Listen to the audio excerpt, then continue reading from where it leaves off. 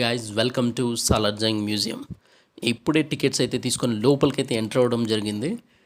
లోపలికి ఎంటర్ అవ్వగానే నేను 2 టికెట్స్ అయితే తీసుకున్నాను. ఒకటి ఎంట్రన్స్ టికెట్, ఇంకోటి మొబైల్ ఫోన్లో ఫొటోస్ తీయడానికి. మీరు మొబైల్ ఫోన్లో ఫొటోస్ తీయాలి అనుకుంటే దానికి ఎక్స్ట్రా 50 రూపీస్ ఛార్జ్ చేస్తారు. దాంతోపాటు ఎంట్రన్స్ టికెట్ కూడా 50 రూపీస్. ఓకే, టోటల్గా 100 రూపీస్. సో చిల్డ్రన్కి అయితే 20 రూపీస్ ఛార్జ్ చేస్తారు, అడల్ట్ అయితే 50 రూపీస్ ఛార్జ్ చేస్తారు, అండ్ ఫారినర్స్కి 500. సో ఓకే, నేను టికెట్స్ అయితే తీసుకున్నాను, లోపలికి ఎంటర్ అవుతున్నాను. చలో.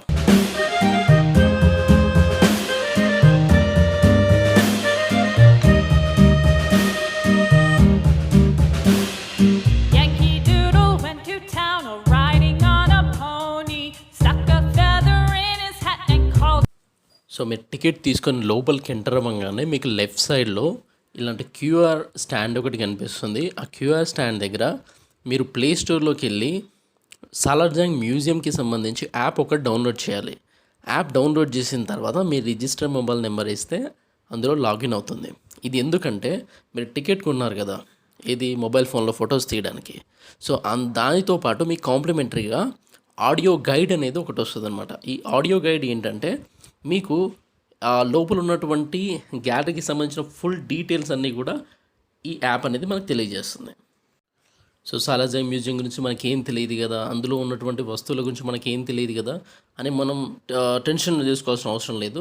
ఆ ఆడియో ట్రాక్లో మొత్తం డీటెయిల్డ్గా ఉంటుంది. మీరు ఆ పర్టికులర్ గ్యాలరీలోకి వెళ్ళి స్కాన్ చేస్తే ఆ డీటెయిల్స్ వస్తాయి.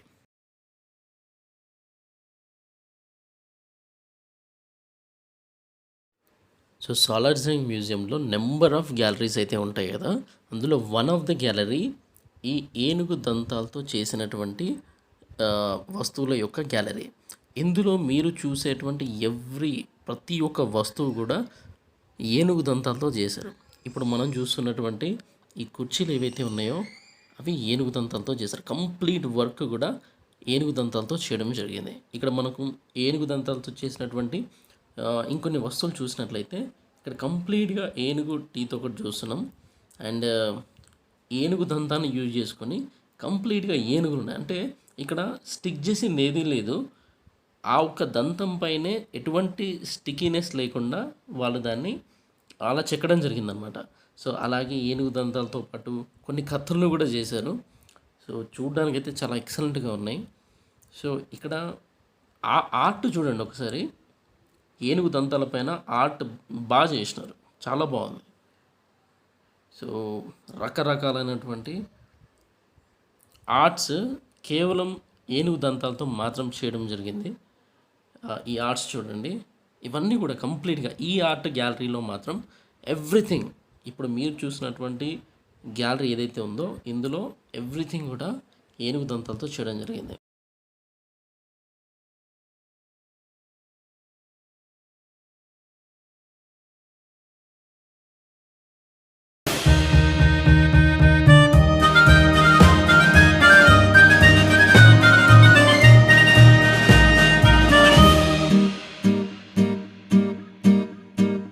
And there was Captain Washington and gentle folks about him. They say he's grown so tarnal proud he will not ride without them.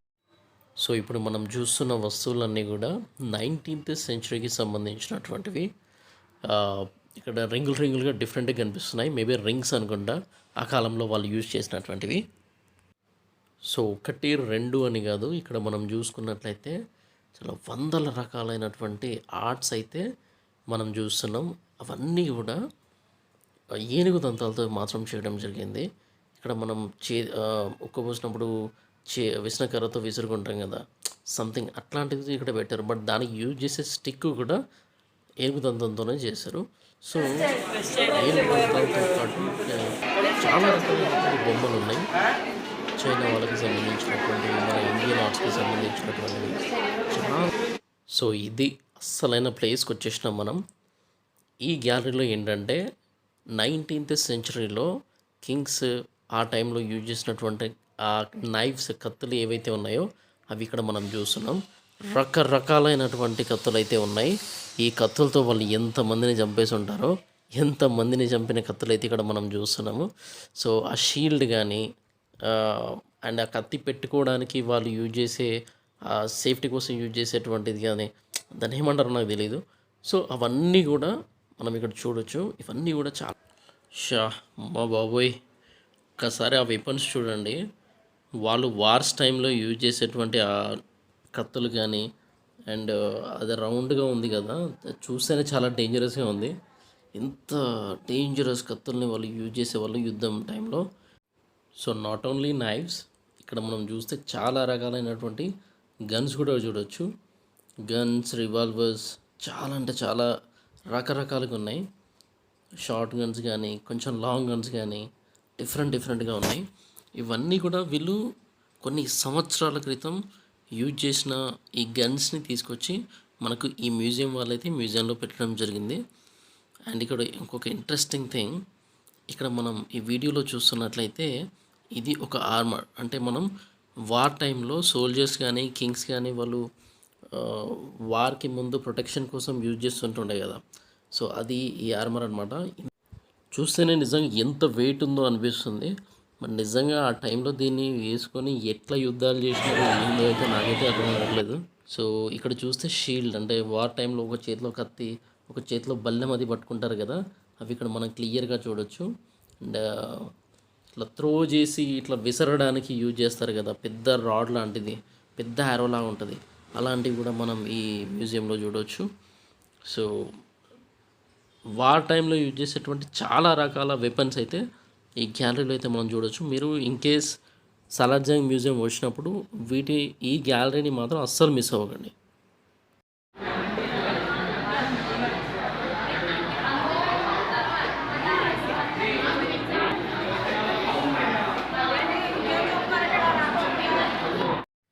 So ఇప్పుడైతే మనం వచ్చింది పెయింటింగ్ గ్యాలరీ.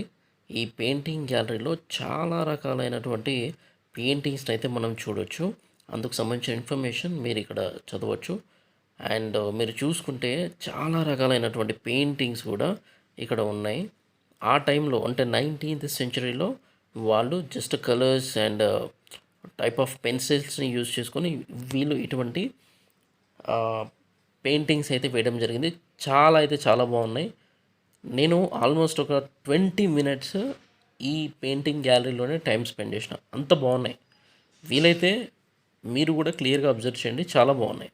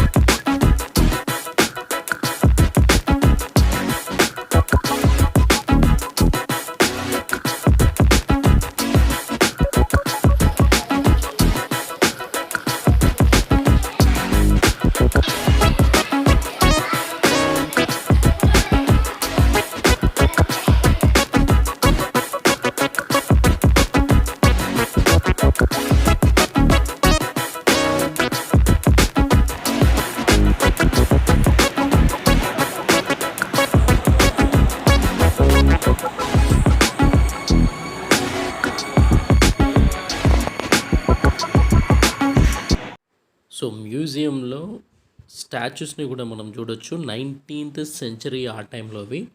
సో చాలా బాగున్నాయి, 1-2 కాదు, చాలా ఉన్నాయి. ఇక్కడ మనం చూసుకోవచ్చు 19th సెంచరీకి సంబంధించినటువంటివి చాలా బాగున్నాయి. సో ఈ స్టాచ్యూస్ అన్నిట్లో కూడా ఒక స్పెషల్ స్టాచ్యూ ఉంటుంది. అది నిజంగా చాలా స్పెషల్ స్టాచ్యూ అది. ఆ స్టాచ్యూ స్పెషాలిటీ ఏంటంటే ఇప్పుడు మీకు చూపిస్తాను చూడండి, చాలా బాగుంటుంది. ఈ స్టాచ్యూ కదా అది. సో ఇవన్నీ నార్మల్ స్టాచ్యూస్, ఇవన్నీ కూడా 19th సెంచరీవే. బట్ ఇప్పుడు మనం చూడబోయే స్టాచ్యూ ఏదైతే ఉందో, ఓకే, వేల్డ్ రెబేకా స్టాచ్యూ, చాలా స్పెషల్ స్టాచ్యూ ఇది. ఒకసారి మీరు అబ్జర్వ్ చేస్తే, సో రెబేకా అనే లేడీ సంథింగ్ పరదాలాగా అలా కప్పుకుందనమాట. సో ఆ ఆర్టిస్ట్ ఎవరైతే ఉన్నారో తను పరదా కప్పుకొని ఉంటే ఎట్లా ఉంటుందో ఆ విధంగా తనని, అంటే ఈ శిల్పాన్ని ఆ విధంగా చెక్కాడు. నిజంగా అదంతా కూడా పాలరాతితో చెక్కడం జరిగింది. నిజంగా చూస్తే ఒక పరదా ఏదో కప్పినట్టుగా ఉంది కదా, నిజంగా పరదా కప్పి లేదు, అదంతా కూడా అలా చేసిందే. ఇక్కడ మనం చూసుకుంటే పల్లకీలు, ఆ రోజుల్లో క్వీన్స్ని పల్లకిల్లో కూర్చోబెట్టి తీసుకెళ్లే వాళ్ళు కదా. సో అలాంటి పల్లకీలు మనం ఇక్కడ చూడొచ్చు. నిజంగా చాలా పెద్దగా ఉన్నాయి. ఎంతెంతమంది మోసేవాళ్ళో. కొన్ని సంవత్సరాల కాలం, కొన్ని వందల సంవత్సరాల కాలం నాటివి ఇవన్నీ కూడా తీసుకొచ్చి మనకు చూపిస్తుంది. నిజంగా ఎక్సలెంట్. మన సినిమాల్లో ఎప్పుడు చూడమే తప్పితే రియల్గా ఓకే ఆ రోజుల్లో ఇలా ఉండేటివా అని చెప్పి వీటిని చూస్తే అనిపిస్తుంది. నిజంగా చాలా బాగున్నాయి. సో వాటితో పాటు సోఫా సెట్స్ కూడా మనం ఇంట్లో యూజ్ చేసే సోఫా సెట్ లాగానే ఉన్నాయి. బట్ ఆ రోజుల్లో అంటే కొన్ని వందల సంవత్సరాల క్రితం ఇటువంటి ఫర్నిచర్ యూజ్ చేశారంటే కూడా నిజంగా షాకింగ్ అనే చెప్పుకోవాలి. డైనింగ్ టేబుల్స్, అఫ్ కోర్స్ ఇప్పుడు వచ్చే డైనింగ్ టేబుల్స్ మనకు ఏన్షియంట్ టైంలో యూజ్ చేసేటువంటి డైనింగ్ టేబుల్స్ లానే కనిపిస్తున్నాయి. మేబీ వాటిని చూసి ఇన్స్పైర్ అయ్యే చేస్తారేమో అనిపిస్తుంది. అండ్ ఎస్పెషల్లీ ఈ గ్యాలరీలో నాకు బాగా నచ్చింది ఏంటంటే కాయిన్స్.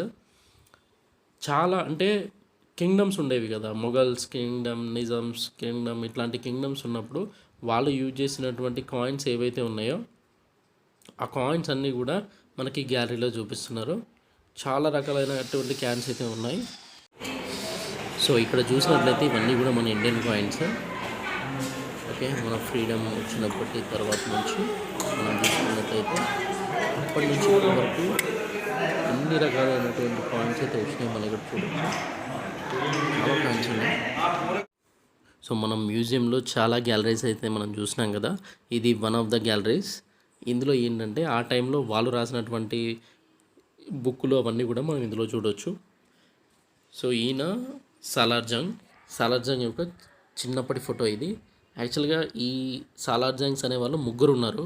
ఆ ముగ్గురు సో వాళ్ళంతా ఈ కలెక్షన్ని తీసుకొచ్చి ఇందులో పెట్టారనమాట. అంటే 3 సాలార్జంగ్ బ్రదర్స్, అంటే వీళ్ళంతా ఒకరి తర్వాత ఒకరు వాళ్ళకు వీలైనంతగా వాటిని తీసుకొచ్చి ఈ మ్యూజియంలో పెట్టడం అంటే చాలా పెద్ద చరిత్ర అయితే ఉంది. So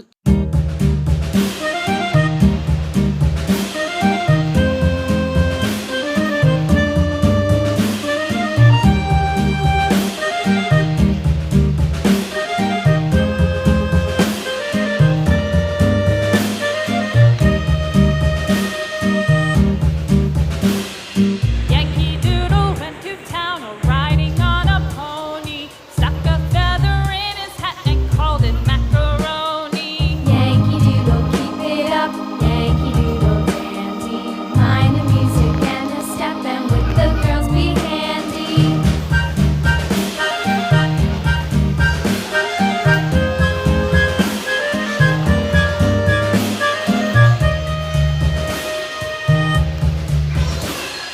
Father and I went down to camp along with Captain Gooding, and there we saw the men and boys as thick as hasty pudding. Yankee Doodle, keep it up, Yankee Doodle dandy. Mind the music and the step, and with the girls be handy.